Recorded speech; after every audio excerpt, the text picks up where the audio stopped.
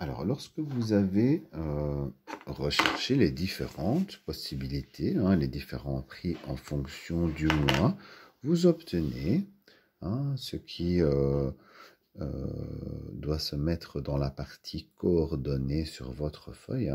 Les coordonnées, ce sont les solutions de cette équation. Vous voyez, ici, on a une équation à deux inconnus.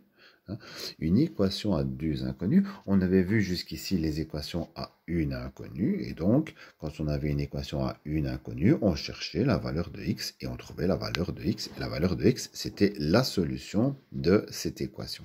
Ici, puisqu'il y a deux inconnus, il n'y a pas qu'une seule solution. Puisqu'à chaque fois qu'on change d'une inconnue, pof, on trouve une autre valeur pour l'autre inconnu. Et donc, une équation du second degré, elle a une infinité de solutions. On peut avoir plein de solutions. Et les solutions des équations à deux inconnus, ce sont des couples de solutions. Donc, le premier couple, quand je remplace le nombre de mois, le x par 0, je trouve comme prix 35. Voilà. Et donc, les couples de solutions x, y, ce sont les solutions que j'ai trouvées ici dans le tableau. Donc, la première solution de l'équation, c'est le couple 0, 35.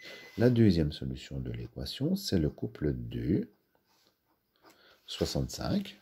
2, quand je remplace le x par 2, je trouve 65 pour y. Et la troisième solution, c'est le couple 5,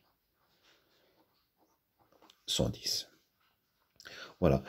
Ces couples de solutions vont donner des coordonnées, qui sont les solutions de l'équation.